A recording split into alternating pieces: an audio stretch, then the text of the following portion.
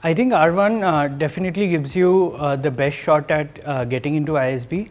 Also, a lot of people may have view on scholarships. So R1 gives you the best shot at it, no doubt about it. You should have 2 spikes out of any 3 categories. So the 3 categories being education, work experience and extracurriculars. So you must have done something exceptional in any 2 categories out of these 3. In terms of money, if you talk about, then I am told that in 3-4 years, most of the alums have been able to repay their loans, educational loans.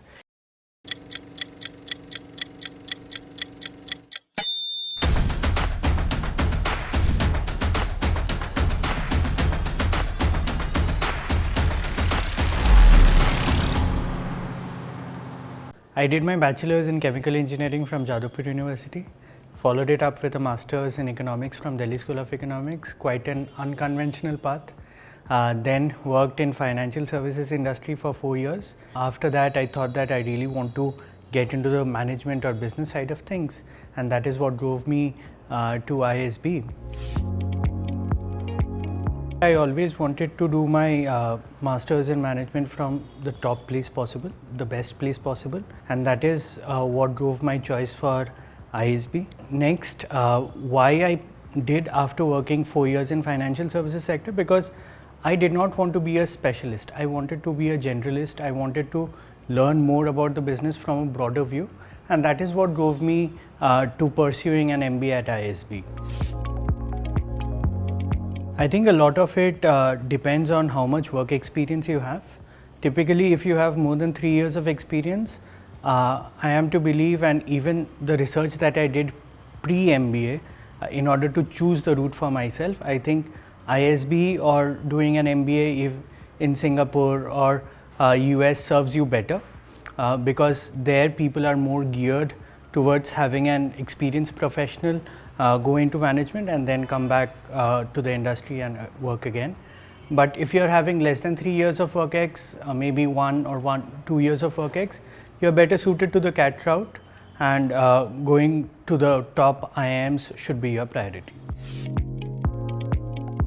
Mainly in the interviews, they ask you about your interest, your past work experience, and how it aligns with what are you looking to get out of ISB.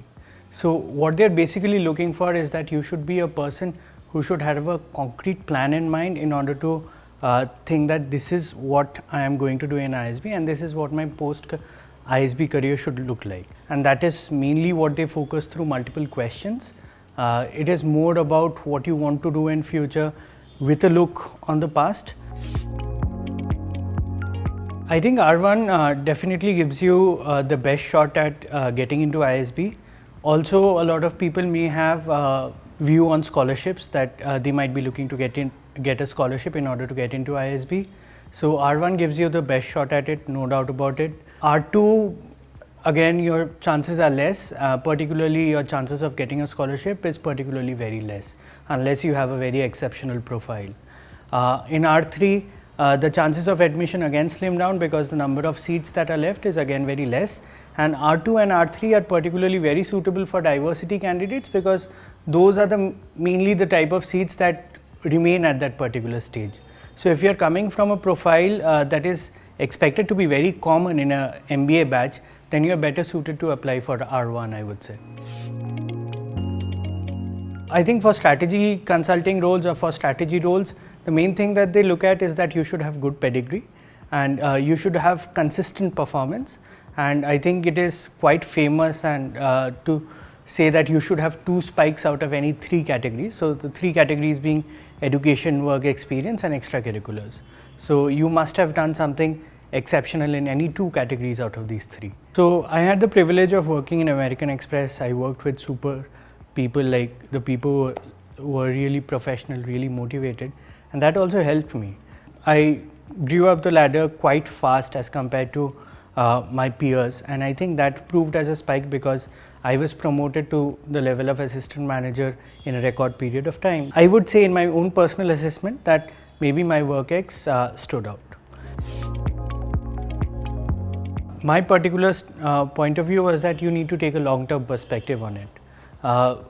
What are you going to gain by going into management or by going through the MBA route at a elite school?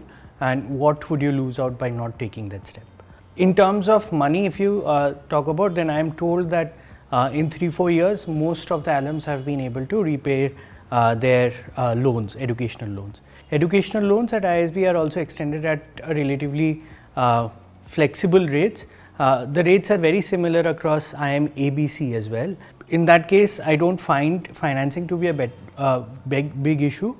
And also the kind of packages that people end up with is normally a lot higher as compared to at least 1.5x of what they used to earn. But if you look at from a long-term perspective, if you're looking to move into management, if you're looking to have a very diverse view of business, and if you're looking to make connections that would last a lifetime and also have a support system in the alumni network, MBA is definitely the route to go. It could be any college, like the college could be your personal choice, but the only suggestion from my end is that no matter which college you choose, it should be the top college in that particular geography, because that is only if you're doing that, then you would definitely be in the eyes of the preferred recruiters or the top recruiters. So from a long-term perspective, it definitely sets you on a route that otherwise no other degree would, and I think that is something definitely to be looked at.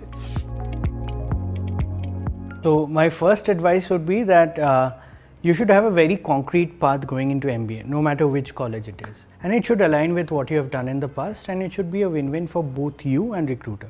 When you're selecting a path, you should particularly think that why should a recruiter hire me and not someone else? Because that is a question that will be needed to answer when you are going through the placements. The second advice that I would like to give them is that in most of the MBA schools, there are a lot of different events that are going at the same time. It is very important to prioritize and find out that what is important to you. If you want to prioritize sports, do that. If you want to prioritize organization by moving into different organization of different activities of different club events, do that. If you want to prioritize studies, do that. But whatever you prioritize, make sure that you need to stick with that for over a long haul. Because if you do a lot of different activities at different points in time, at the end of the day, you may not achieve something very tangible or even have a very good experience. It might be a very jumbled bit. So it is very important to have a focus and maintain it throughout your journey.